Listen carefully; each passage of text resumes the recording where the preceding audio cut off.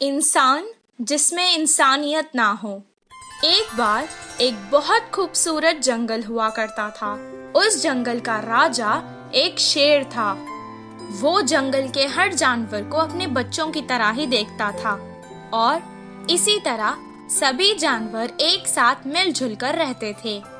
एक दिन एक हाथी पेड़ से फल तोड़कर खा रही थी और अचानक उसे चक्कर आ गए और वो गिर गई। उसे गिरा हुआ देखकर जंगल के कुछ हाथी वहाँ आ गए और वो उससे उस जंगल के वैद्य के पास ले गए। बंदर वैद्य ने उसे कुछ देर देखा और कहा, इसे कुछ नहीं हुआ है, परेशानी की कोई बात नहीं है, ये माँ बनने वाली है।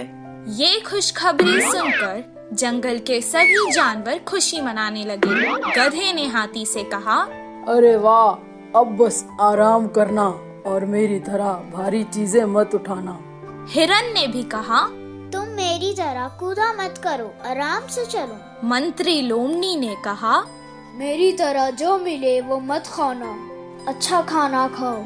कौवे ने कहा, तुम्हें अगर कुछ भी चाहिए तो मुझे आवाज दे देना।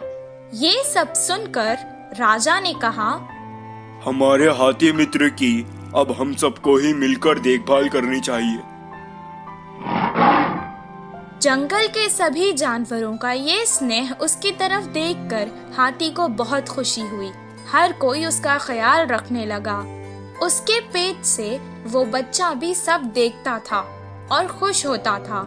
एक दिन उस मासूम को प्यास लग रही थी। माँ, मुझे बहुत प्यास लग रही है, पानी पी लो ना। वो जंगल के पास की नदी के पास गई और पानी पीने लगी। पानी पीकर वो खुश हो गई और कहने लगी, माँ, मुझे सारा जंगल दिखाओ ना, मैं देखना चाहता हूँ। तब वो धीरे धीरे चलते हुए उसे सब कुछ दिखाने लगी। उस खूबसूरत जंगल को देखकर उसके बच्चे को बहुत खुशी हुई। अचानक वो रास्ता भटक गई और जंगल के पास के गांव में आ गई। उस गांव में 2 शरारती बच्चे रहते थे। वो हमेशा सबको सताते और खुश होते थे। गांव के मुखिया की कई डांट पड़ने के बाद भी वो ना बदले, बल्कि उनकी शरारत दिन ब दिन और बढ़ती चली गई।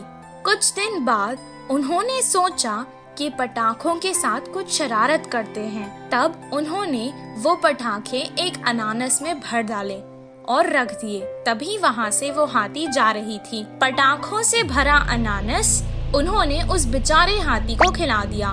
वो खाते ही अचानक हाथी के मुंह में वो अनानास फट गया और उस बेचारे हाथी का मुंह बुरी तरह से जख्मी हो गया।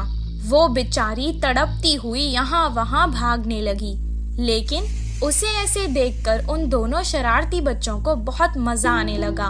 वो भागते भागते वापस जंगल आ गई और अपने मित्रों को सारा हाल सुनाने लगी। वो सब एक जगह जमा होकर बहुत दुखी हो गए। उसे सुनकर बंदर ने कहा, ये बहुत गंभीर समस्या है, इसका इलाज मेरे पास नहीं है। कुछ देर बाद हाथी का बच्चा माँ से कहने लगा, माँ, काफी देर हो चुकी है, मुझे भूख लग रही है, कुछ खाने को दो ना। बेचारी मुंह जख्मी होने के कारण ना खुद कुछ खा पा रही थी और ना अपने भूखे बच्चे को कुछ खिला पा रही थी।